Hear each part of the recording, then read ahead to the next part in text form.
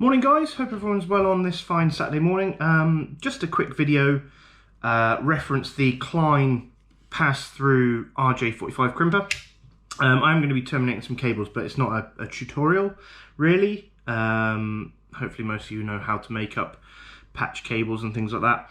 So this was sent to me by SuperRod to test out, and I have to say it's probably one of the best crimpers I've used. It's smooth, it fits well in the hand. Almost like, does anybody remember the kind of the gripping tools that you would use to just strengthen your hand muscles? Kind of feels like that in a way. Just obviously less resistance. Nice and smooth, handles nice and ergonomic. You have, I don't know how well you can see that, you have a little label on there if you don't know how to crimp your cables, whether you're using the B method, which is the most common, or the A method. To be fair, obviously I'm sure I'm going to get slated for this. It doesn't matter. As long as both ends line up, it doesn't matter what cable color you use, but the standard one is the B method. So I've got some of the bits here that I'm going to use to crimp off the cable, but you can see you've got basically the entrance to the RJ45, so that basically slips in here. Now Klein and SuperRod were kind enough to send me some of their own, but other brands will work as well. So you just obviously with your cable in, slot that in, push it right to the end, and then when you crimp the handle, what happens is that then pushes the pins in and uses the blade to cut the cable. So what we'll do, we'll get this out, make up a couple of ends. If I can just push that back out. There we go. So, pretty straightforward. Obviously I've got these nice strippers that actually just take literally just pop the outer sheathing out. And I picked those up off the Art of Smart Amazon page. I think they were like 16 quid. So they do have a budget version listed. So yeah. What I find with these particular crimpers, this method of crimping, I'm used to doing it the old school way. You know, you separate your wires, and with you separating out your wires, you then have to obviously measure up against your actual connector. You then have to trim your cables. You know, you can't make a lot of these off at any one time. You're just doing, I mean, obviously you can prep it all, but it's a bit of a faff. It is a bit of a faff. Whereas with this, so we've got white, orange, white, green. Then we go blue, blue, green, white, orange, and brown. Okay, so that's our color layout. That is what the B standard is. So white and orange, white, green in number 3. Then you have blue in 4, blue, white in 5, green in 6, and then white, brown, and brown in 8.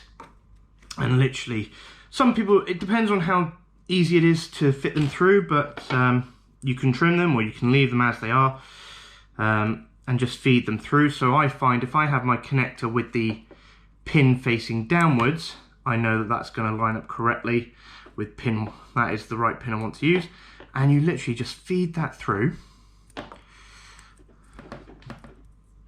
to the end, and then in this case one's going to be a bit awkward. That white brown, I didn't straighten that out too much, so let's just use our snips to just pull that through a little bit. So a light pinch, there we go, so that's pinched through. So slide that all the way to the end, and once on, you can then fit this through the connector. So straight into the unit. Now this is the only bit that I'm not particularly fond of, is when you're trying to feed your cables through, it's a bit awkward because the blade doesn't retract. So the blade is fixed in place and it sits just below the entry hole of where the cables come out. I don't know how well you can see that. So they do, occasionally they kind of get stuck in a bit of wiggling and jiggling, it goes through. That is the only thing that I'm not particularly fond of. I think if that blade was recessed and it would come out as you push the handle, I think that would be a lot better. So, moment of truth, literally, I just hold the ends just so they're intact. One foul swoop.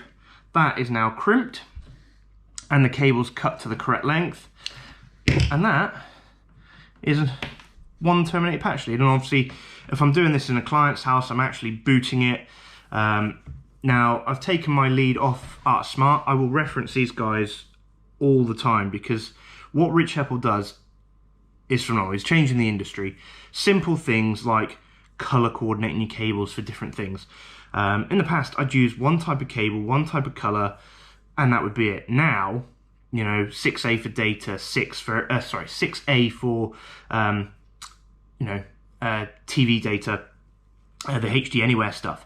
Then yellow for CCTV, green for BT stuff, all that stuff. It's such a simple idea, but actually when it comes back to maintaining it later on, perfect. So I'll do another one for you, just so you can see how easy it is. A little bit longer length, strip off, and then we'll end this video. But yeah, I'd like to thank the guys at SuperRod. Obviously, I am an elite tester for them, and one of the privileges is obviously get these lovely bits of kit. But it's, you know, everything I've had from the game. What have I had? I've had the cable tongue, fantastic piece of kit from them. If you watch my Instagrams as well, you probably noticed I broke the ends off. So although I can drill it, I'll probably end up getting a Pro, because it was the one I bought was actually just a standard one, but you know, gives me an excuse to spend some money while I'm off as well. So again, strip your cable cores, and then once you've obviously stripped them, I mean, there are obviously other methods of this. I've seen people use screwdrivers to strip them so that they come out straight and whatnot, but you know, for me it's just as easy to do it this way. So orange, white, orange, orange, and then white, green, blue, white, blue, green, white, brown, brown. Pinch them all together, make sure they're still in order. When you've got them all together, just make sure that they are still in order.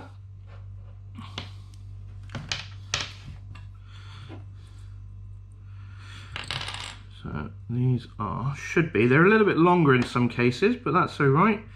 We'll see how well it feeds through. Otherwise, we might need to just trim them off a little bit beforehand. So, yeah, just going to give them a little snip. So you don't always have to do that. It just depends on the length at the end. But there we go. That's going on nicely. And then it gives you the ability to check that they're still in order before you do your final crimp. So we've got our white, white, orange, orange, white, green, blue, white, blue, green, white, brown, brown. So yeah, they're all intact. So again, feed that through. So see what I mean? So I'm trying to get that through and it's just getting caught a little bit, but you get used to it and you just jig it around. So again, we're through. Job done. And there we go. Patch cord made up.